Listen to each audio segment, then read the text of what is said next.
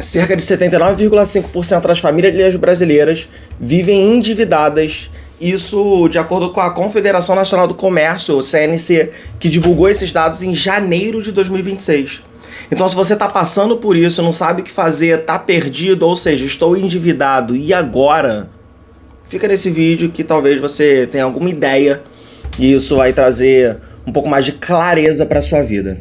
Meu nome é Maurício Leite, eu sou o seu planejador financeiro. Eu espero que esse vídeo te ajude em alguma coisa e se te ajudar, peço para você deixar seu like, se inscrever no canal, deixar um comentário e a gente vai conversar sobre esse momento que você está vivendo. Agora, deixa eu te explicar uma coisa. O primeiro erro de quem está endividado é fingir que a dívida não existe. Eu vou fingir que isso não está acontecendo, eu vou parar de olhar para o meu banco, para minha conta, eu vou parar de enxergar aquele empréstimo, aquele cartão de crédito que está alto demais, eu vou parar de analisar. Então você continuar vivendo no modo automático vai fazer essa dívida se tornar um problema muito maior. E vai se tornar um problema maior porque a dívida cresce no escuro. Enquanto você decide não olhar, essa dívida ela tá aumentando. Então, se você está endividado, a primeira coisa que eu tenho para te dizer é calma. A dívida, ela não significa tragédia financeira. Não significa que sua vida acabou. Ela é apenas uma fase na sua vida. É um processo que você vai ter que passar. Só que se você ignorar que ela existe, isso vai ser uma tragédia na sua vida. Então, depois de ter calma, parar e respirar, a gente precisa começar a olhar com cuidado para essa dívida. Então, a primeira coisa, você precisa entender que tipo de dívida que é essa. Quanto que você deve, qual é o prazo, qual é o valor de cada parcela, qual é a taxa de juros, para quem você deve. Porque se você não entende isso, você continua preso naquela dívida. Tem gente que acha que deve 5 mil, mas na realidade deve 8. Tem gente que acha que deve 20 mil, mas na realidade deve 10.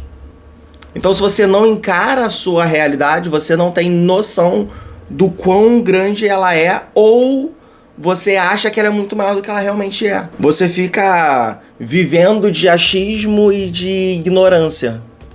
Enquanto você vive ignorando isso, essa dívida, como eu já falei, ela vai crescendo. Então, você precisa encarar esses números, encarar essa realidade. E entender que as dívidas são diferentes. Nem toda dívida é igual. A dívida do cartão de crédito é uma coisa. A dívida do financiamento imobiliário ou de automóvel é outra coisa.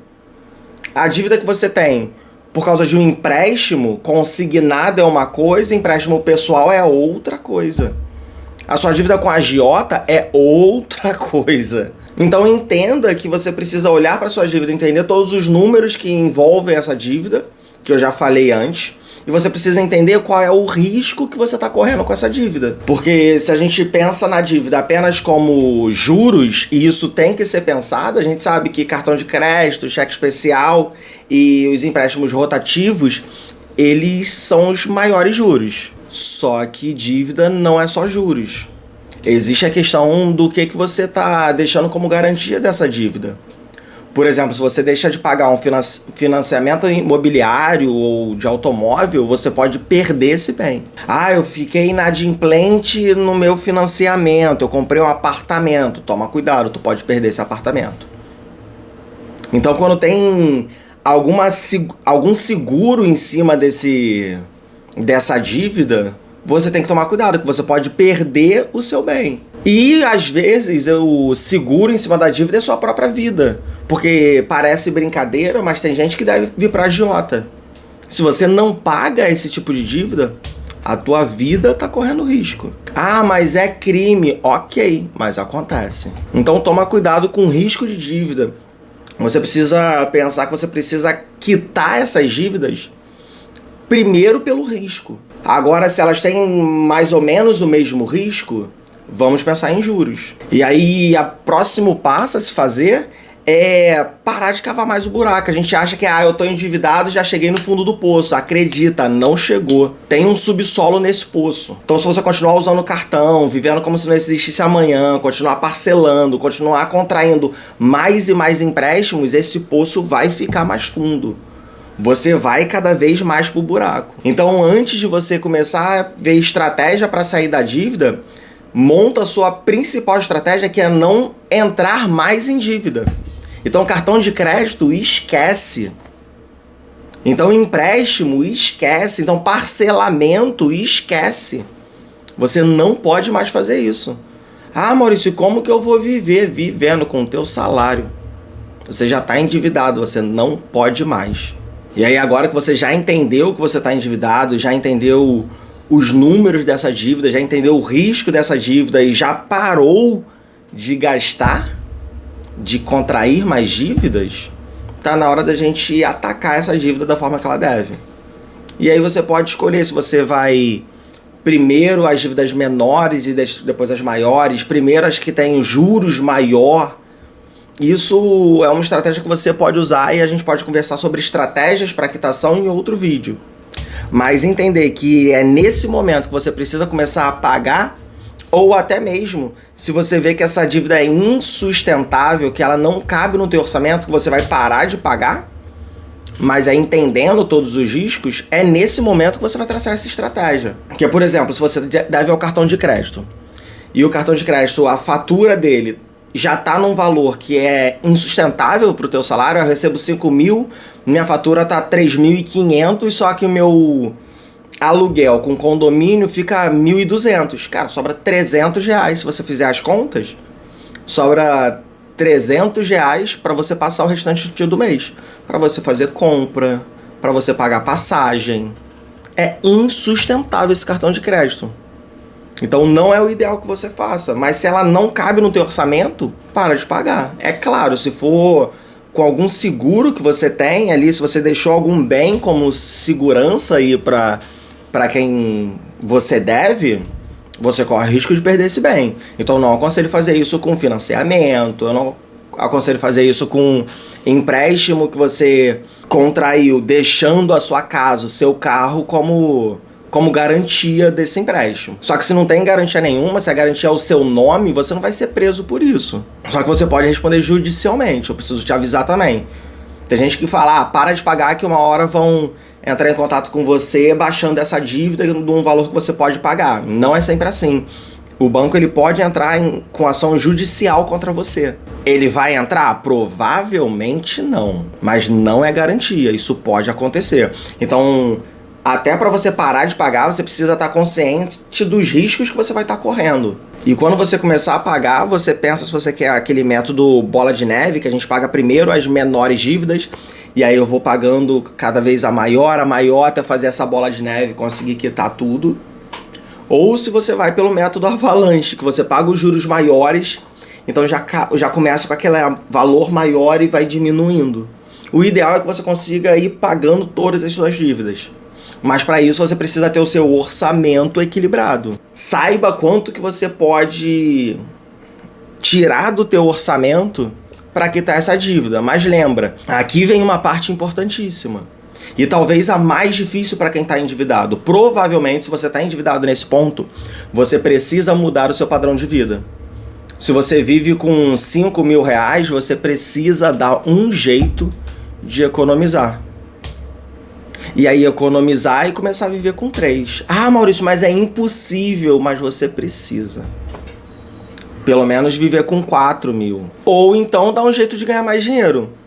Ah, eu vou fazer uma renda extra, vou trabalhar até mais tarde, eu vou fazer hora extra, eu vou empreender, eu vou fazer outra coisa, eu vou vender um brownie. Não sei o que você vai fazer. Mas você precisa aumentar a renda, entender que o aumento dessa renda não é para o seu conforto, não é para o seu lazer, não é para a sua academia, não é para a sua viagem. O aumento dessa renda é para quitar a sua dívida. Se depois que a dívida estiver quitada, você quiser continuar fazendo isso, continue. Agora esse dinheiro é para investir, é para o seu lazer, é para o que encaixar no teu planejamento, no teu orçamento.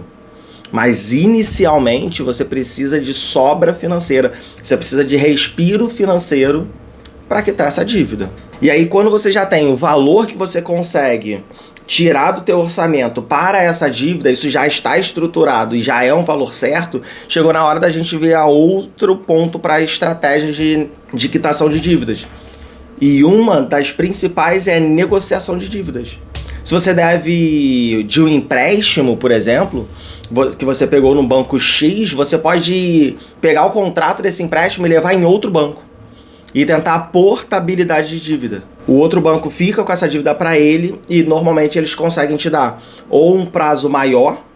No final você pode acabar pagando um pouco mais, mas com um prazo maior as parcelas ficam menores e pode encaixar no teu orçamento. É uma boa. Ou então ele pode dar o mesmo prazo, só que diminui os juros. Eu tô com um empréstimo com uma parcela que só de juros é muito alto. Você pode pegar essa parcela, jogar para outro banco e com juros menores essa parcela cabe no teu orçamento. Então a portabilidade de dívida é importante. E ela é uma boa estratégia e os bancos gostam. Os bancos, eles, no momento que você traz essa dívida, tira de um banco e coloca no banco dele, ele tem mais um cliente ali que ele pode fidelizar, que ele pode dar um jeito, melhorar a condição para você pagar e depois você continuar com ele. Então é interessante para esse banco ter você. E se no caso não deu para fazer essa portabilidade, porque não é garantia, você pode chegar no seu banco e pedir para negociar também. Porque o banco ele prefere receber menos do que não receber nada. Se você já está inadimplente, ele não está recebendo nada. Então se você consegue essa negociação, talvez você consiga colocar dentro de um valor, né, de um orçamento que caiba para você. É garantia? De novo, não é. Mas também se você não conseguir e não tiver seguro envolvido, se não tiver nenhum bem envolvido nessa dívida, acho que você já sabe a resposta, né? Deixa para lá e espera o melhor momento para quitar. Mas até se você deixar para lá a dívida, nesse momento que você não está pagando, você tem que estar juntando dinheiro para quando aparecer a oportunidade você quitar. Porque essa dívida ela precisa ser paga. É responsabilidade sua. E algo que pega muito para quem está endividado é o lado emocional. Você se sente fracassado, envergonhado, incapaz. Só que entenda que isso não é exclusividade sua. Não é você que é isso. Você está passando por esse momento de dívida apenas. Então a dívida ela não define quem você é. Você não é menos capaz porque tem dívida. Lembra que 79,5% da população brasileira está endividada. E você acha que 79,5% da população brasileira é fracassada? Se você acha isso, você está vivendo em outra realidade, sabe? Isso não é verdade. A dívida ela não define quem você é, não define quem eu sou. Ela mostra um problema que nós temos ou que nós tivemos. E agora a gente tem que resolver. Mas definir quem você é, de jeito nenhum. Lembra que dívida não é sentença, é só uma fase. E com estratégia, com planejamento e com disciplina, dá para sair dela. E se você precisar de ajuda para essa estratégia, para colocar uma disciplina um pouco maior em você, para montar todo esse planejamento para quitação de dívida, conta comigo, porque afinal de contas eu sou Maurício Leite, o seu planejador financeiro.